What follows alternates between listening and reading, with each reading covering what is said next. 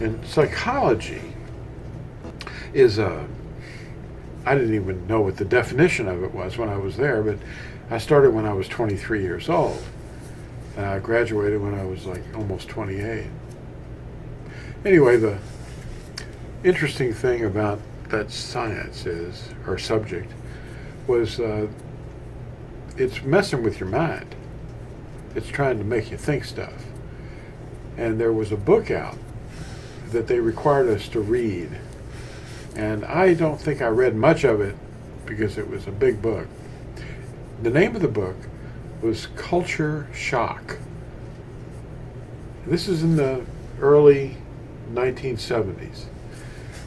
And the author, I don't remember his name, and I looked it up on the internet. It seems to be out of print and completely gone.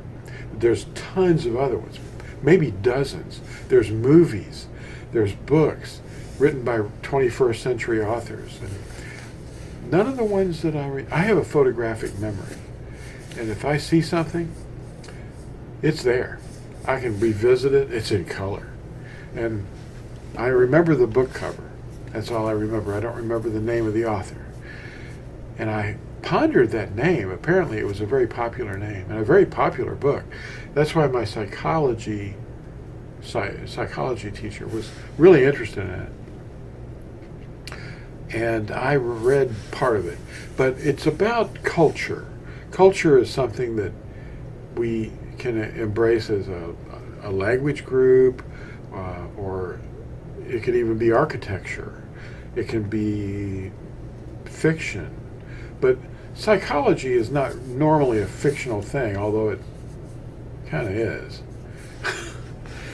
So what we're trying to say here is the Hebrew culture has been buried, burned, and I'm finding it very difficult for our new teachers or encouragers to discover why that is.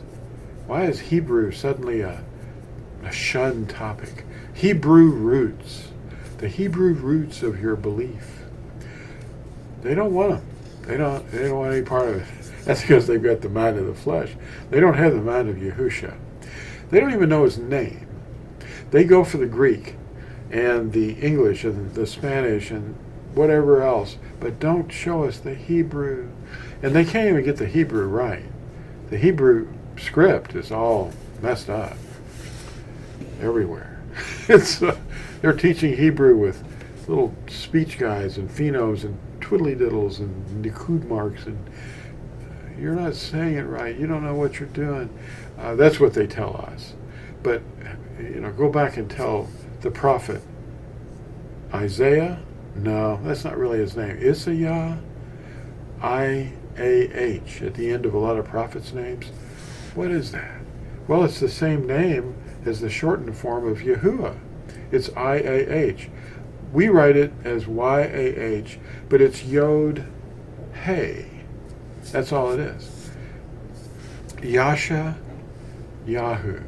That's a prophet that got my attention. That was the first one I read, chapter 53. I'll never forget it. And it made me turn back to the preface, and I saw what they did to the translation, and I went, what? You inserted a device in place of the name. Well, they took out the name, and they put in the definition of B-A-A-L, Lord in English. That's the definition of, B-A-A-L in Hebrew. It's shocking. It's a culture shock. That's the name of this video. Well, culture is shortened to cult whenever they don't like it. Well, if it's a culture they don't approve of, like the Hebrew culture, it's a cult. Well, there can be their whole world is absorbed in it, one of their cults. They have lots of cults. I'm in a cult. I was raised in a cult. It was called Roman Catholicism. They were telling us to kneel down before statues, light candles, do Hindu stuff, and look at stained glass windows and pictures, and do the stations of the crux. whatever that would represent or earn you, and pray rosaries as penance. If you've sinned, you told your sins to the priest, and he gave you a number of beads to pray. You had to pray so many rosaries if it was really serious. If it was a mortal sin, you might have to pray 5 Our Fathers and 3 Hail Marys. I don't know what you'd do if you really did something serious. Well, everything that they taught us was seriously wrong. It was divination. I might as well get out a Ouija board for all the good that stuff does. And why would it be punishment to pray to dead people? We're not supposed to pray to dead people. You know, Miriam, Yusuf, they're dead. They can't understand us even if they could hear us. They can't hear us. You don't pray to the dead people. That's what the Hindus do. Everything I was trained to do as a child was from Hindu land. You know, Nimrod. So, what we're really getting at here is, what is this IAH at the end of these prophets' names? It's Yah. It's the name of our Creator. It's a shortened form. Yahuwah is all mouth cavity vowels. It's not consonants. There's no buzzing or clicking in the name. But Yasha Yahu, it's written in the interlinear translations.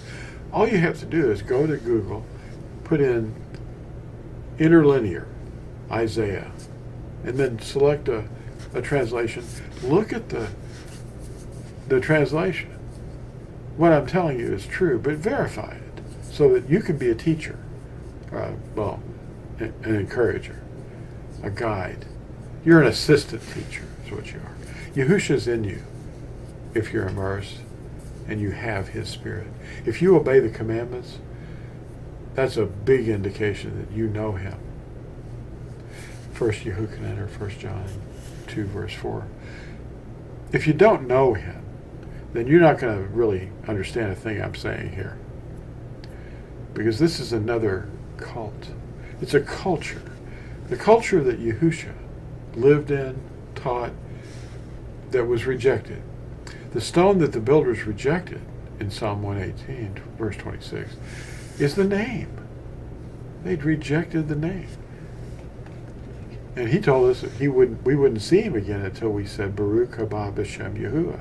What is that? That's Hebrew. It's another cult. It's the cult. It's the right cult. It's a culture that that will absorb your mind. Your psychological condition will change completely when you obey his commandments. But before I forget this, reads Revelation 22, verse 13, 14, and 15. Blessed are those doing his commandments, that they might have the right to the tree of life and to enter into the gates of the city. But outside are the dogs. That can't be reconciled with Christianity. They teach against the commandments. They say it's done away. Anyway, Yashayahu, who is that? It's a prophet. And they call him Isaiah. And I want to read to you what he wrote about the reason that Yahuwah is going to burn the earth just before he comes. He's going to renew everything. It's going to be lava land. It's going to be seas of lava. There's going to be stuff coming from above. Fire. Asteroids. I mean, not asteroids. Meteors. And it's going to be ferocious. The sun is going to literally burn the surface of the earth. Well, he's going to come and burn the earth, and we will be standing there, like Psalm 91 says, and 1,000 will fall at our side, and 10,000 at our right hand, but it will not come near our tent, because we will be changed in the twinkling of an eye, because we know his name. Read the Psalm, Psalm 91. This is going pretty fast, I'm sure, but it's all true. Yashayahu 24, verse 1. I'm going to read the whole thing. Yashayahu, Isaiah 24. See, Yahuwah is making the Eretz, that's the earth, empty and making it waste, and shall overturn its surface and shall scatter its inhabitants. And it shall be as with the people, so with the priest, as with the servant, so with his aduni, his master, as with the female servant, so with her mistress, as with the buyer, so with the seller, as with the lender, so with the borrower, as with the creditor, so with the debtor. The Eretz is completely emptied and utterly plundered, for Yahuwah has spoken this word. The Eretz shall mourn and wither, the world shall languish and wither. The haughty people of the Eretz shall languish, for the Eretz has been defiled under its inhabitants, because they have transgressed the Torah, changed the law, broken the everlasting covenant. Therefore, a curse shall consume the Eretz, and those who dwell in it will be punished. Therefore, the inhabitants of the Eretz shall be burned, and few men left in it. The new wine shall fail, the vine shall languish, and all those glad at heart shall sigh. The joy of the tambourine shall cease.